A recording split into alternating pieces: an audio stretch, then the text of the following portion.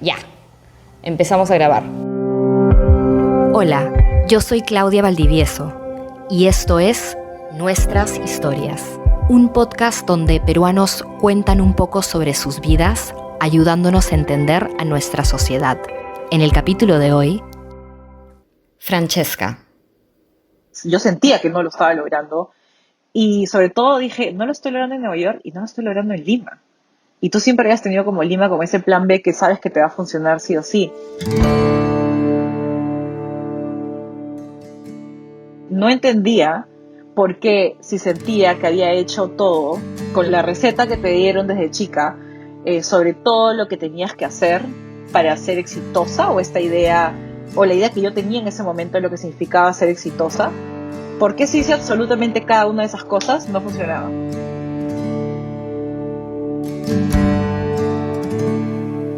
Francesca creció en una casa en Jesús María con su mamá y sus abuelos. Ahora vive en Nueva York, donde trabaja en diseño, tecnología y educación. Un sueño que, en el proceso de intentar alcanzarlo, cambió profundamente a Francesca. Cuando era pequeña, con mis amigas siempre hablábamos de ser la mujer a cargo, ser la superjefa, esta idea de mujer exitosa. Y creo que en ese entonces el tener un puesto alto se veía como algo muy masculino, algo muy distinto a lo femenino. Pero en realidad no lo es así. Yo creo que crecí un poco con esa lucha interna, negándome en ciertos momentos a, por ejemplo, usar muñecas o vestirme con cosas rosadas. Yo al contrario, quería jugar fútbol, quería jugar con carritos y en general buscaba todo lo opuesto a lo que parecía femenino porque tenía esa idea de que era algo muy débil. Con el tiempo creo que creces y te das cuenta de que no tiene nada que ver, ni con tus habilidades, ni con tu sexo. Las cosas no son como te las pintan.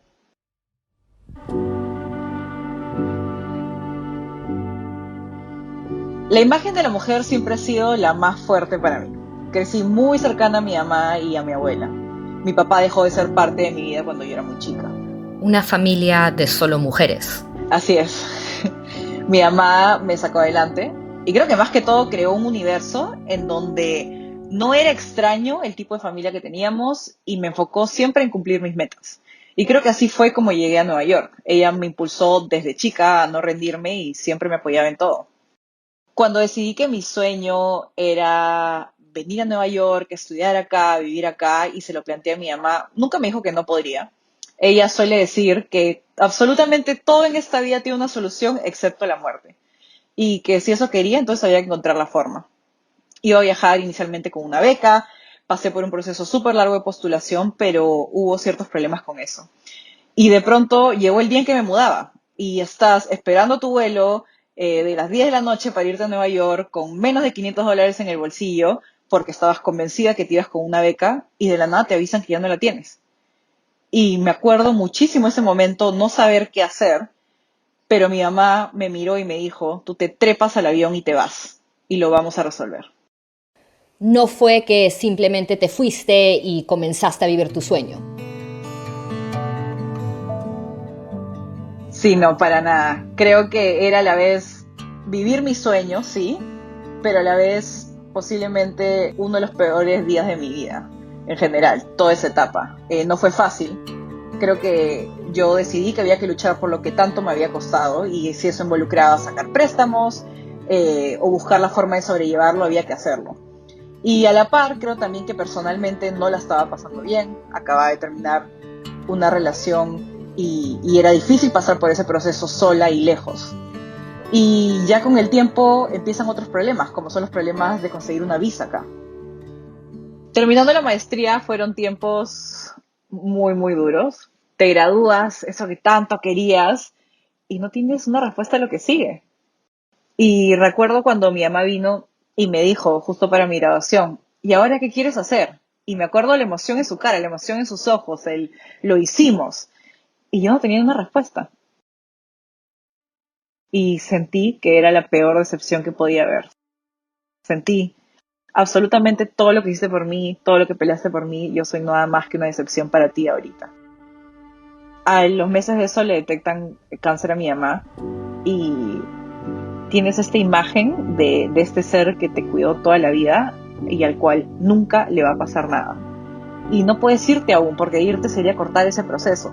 Y decías que te quieres quedar más tiempo, pero empiezan los problemas de la visa. No conseguía los trabajos que todos conseguían luego de la maestría. Todo el mundo a mi alrededor conseguía lo que quería, y o por lo menos la gran mayoría, y yo no. Y además Nueva York es una ciudad carísima. Entonces te gradúas, te sientes completamente calata, completamente sola, completamente endeudada, y no tienes ni idea qué hacer. Por eso que comencé a buscar trabajo en Lima y no encontraba nada. Y lo máximo que me acuerdo que me ofrecieron fueron unas prácticas, y me chocó brutalmente. O sea, todo lo que hiciste y te están ofreciendo unas prácticas, no, yo mismo ni lo podía creer. Después de esa operación tuve que volver a Nueva York, y la verdad es que no es que tenía que volver, pero fue como una decisión que tomamos mi mamá y yo, de bueno, hay que volver, esperar los resultados, y si mi mamá necesita quimioterapia, yo empaco mis cosas y me voy. No hay, ni siquiera se sobrepiensa eso. Pero me acuerdo que un día temprano mi mamá me llamó con los resultados de la operación y me dijo que no necesitaba quimioterapia. Y lo más importante es que me acuerdo cuando me dijo, quiero que lo intentes una vez más. Y solamente porque sentí que ella me lo pidió, sentía que yo podía intentarlo de nuevo. Ya habían pasado más de 2 años en donde siento que había intentado y reintentado las cosas tantas veces, que creo que si ella no me lo hubiera pedido, puede que ese haya sido un momento en donde haya dicho, bueno, quizás es hora de irme. Lo que sí pasó después de eso, creo yo, ya cuando decidió quedarme y darle ese último intento como mi mamá me lo pidió, fue que conocí a muchísima gente. No sé cómo es que fue, pero me acuerdo que decidí, si lo vas a intentar, lo vas a intentar con todo. Para mí eso era, si puedo ir a un lugar donde voy a conocer gente, eso vale la pena, porque así es como funcionan las cosas acá. Conocí a muchísima gente que me ayudó, que me firmaron las cartas de recomendación que necesité para sacar otra visa más adelante, que me recomendaron para lugares para trabajar, que incluso me prestaron su sillón como por medio año porque simplemente no podía pagar la renta. Al final, y de hecho eso pasó porque yo tomé la decisión de que si bien la visa que te dan después de estudiar se estaba acabando, yo quería conseguir una visa más. La que yo decidí que quería era una visa que me exigía presentar demasiados papeles, un portafolio, prensa, te pedía muchísimas cosas. Y me acuerdo que el día que decidí eso, ese fue el día que empaqué mis cosas y decidí dejar mi departamento, porque obviamente también tienes que pagar un abogado y tienes que pagar lo que esa visa cuesta, y simplemente los números no te dan. Y ya no hay lugar a pedir nada más. Ya estás pagando todo con la tarjeta, estás pagando una deuda, tu mamá está tratando de recuperarse. Es como todo un despelote y no sabes por dónde empezar. Entonces decidí eso, agarré mis cosas, las empaqué y decidí postular esa visa. Y me dediqué, y fue como un trabajo a tiempo completo de pasármela 2 meses simplemente trabajando en eso. Yo siempre me decía a mí misma que si las cosas te van a salir de una. Si te va a salir esa visa, te va a salir la visa con el trabajo. Y me tomó casi 1 año después de graduarme para poder llegar a ese momento. ¿Cómo lidiaste con esos retos sin fin de una dificultad tras otra y otra?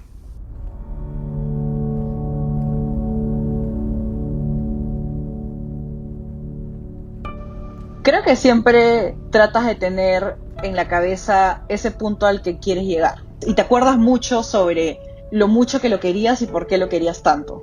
Y en cierta forma creo que cuando pasas por momentos así complicados, por lo menos mi mente siempre funciona en hay que resolver. Y hay que hacer la lista de pasos necesarios para resolver sin darte tanto tiempo a sobrepensar cosas. Hay que actuar y resolver y hay que hacer.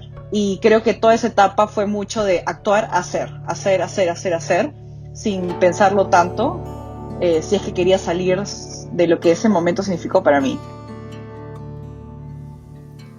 Eso puede ser bien difícil, requiere de mucha fuerza. ¿Siempre te ha servido ser una mujer tan fuerte o alguna vez te ha jugado en contra?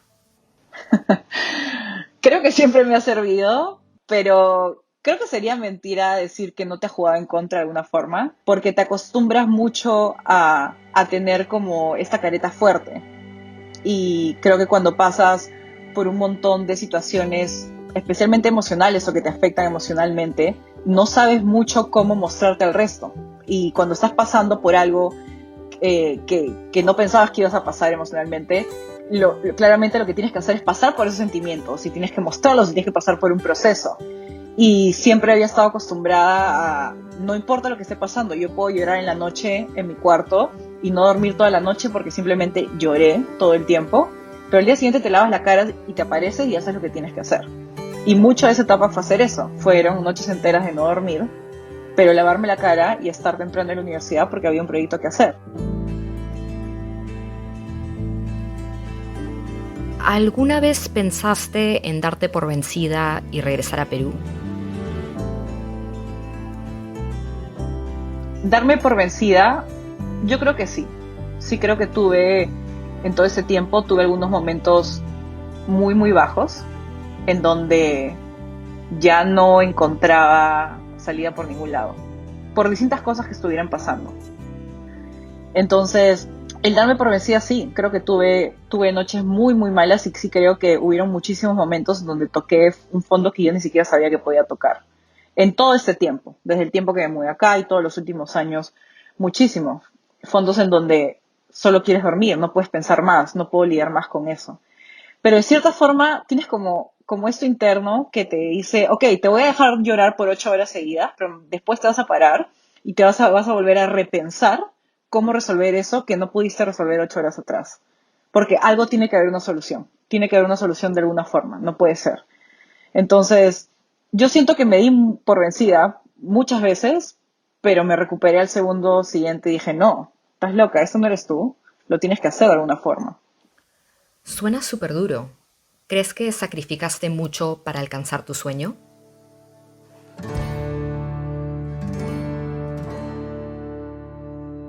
Creo que sacrifiqué mucho, como creo que hay que hacer cuando uno quiere luchar por algo, pero creo que sin darme cuenta estaba sacrificando muchas cosas personales al estar tan decidida a lo que tenía que conseguir profesionalmente de cierta forma.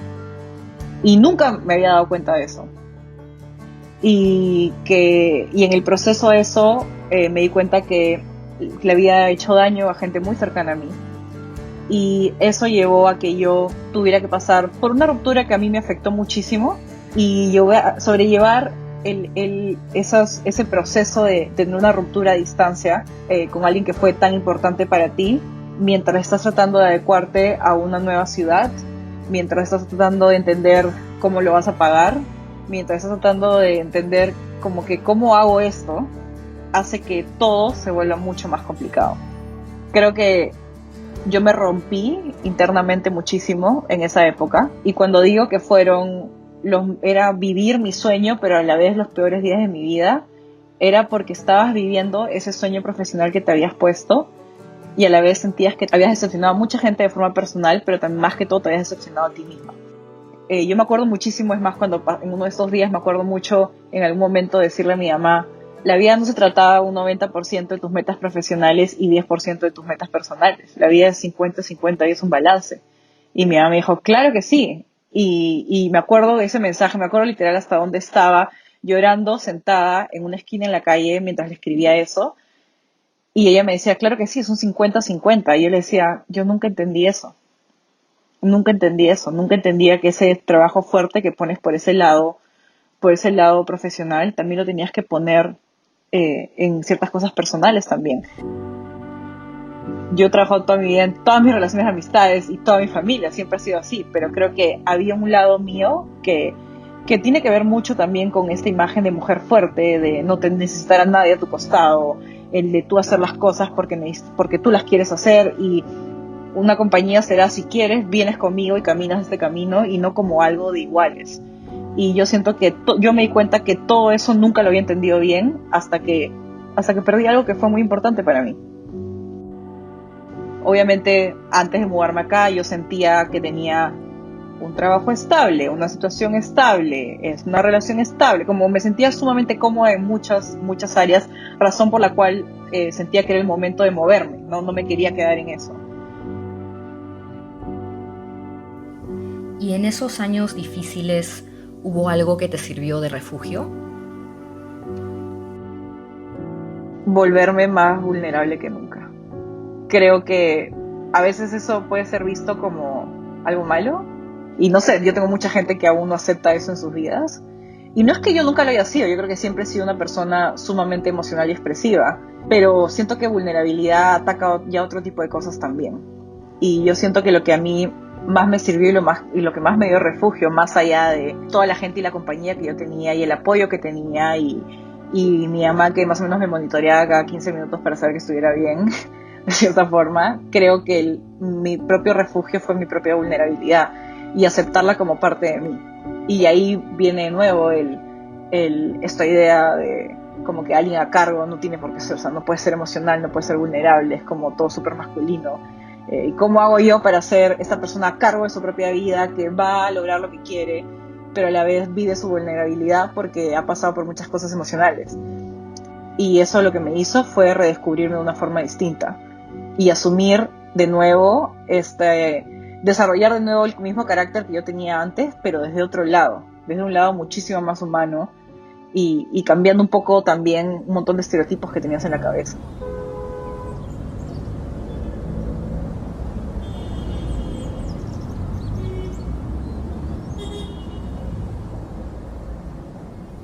Los roles de género que esperamos que cumplan los hombres y las mujeres dificultan que las mujeres tengan comportamientos considerados típicamente masculinos, como enfocarse en conseguir dinero y ser ambiciosas en su carrera.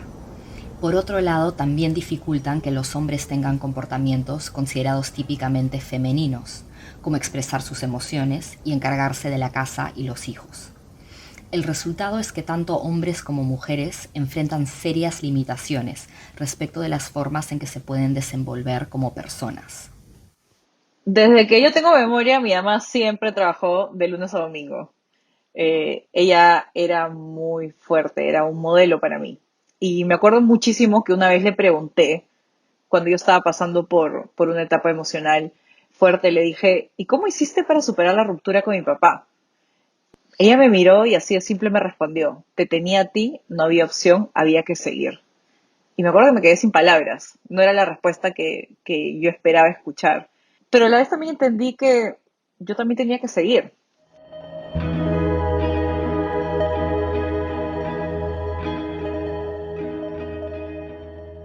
Creces queriendo que tu mamá esté contenta, pero a la vez te das cuenta que no tienes que ser igual que ella.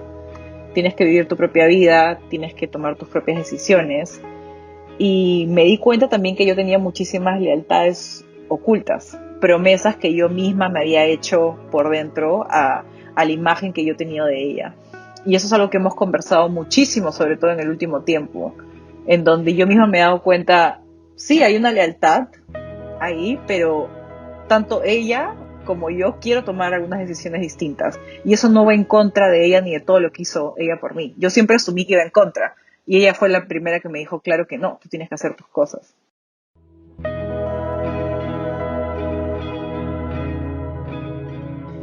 Al final siento que ser vulnerable se volvió una especie de poder. Me llevó a mejores lugares, me llevó incluso a aceptarme a mí misma en una forma completamente distinta y en su totalidad. Hay una gran parte de mí que yo nunca acepté porque venía de mi papá y era alguien que no había estado presente en tu vida. Y al aceptar eso y al trabajar eso, aceptas un lado de ti que siempre habías tenido como ahí a un costado. Y ni me mencionen cosas que tienen que ver con ese lado porque ni lo voy a mirar. Aprendí a celebrar las cosas pequeñas. Eso también. Creo que antes para mí era el todo o nada. Se consigue todo o perdiste. Se consigue todo y eres exitosa o fracasas. Y así no funciona. ¿Tu mamá alguna vez se mostró vulnerable contigo? ¿Has tenido ese ejemplo en alguien?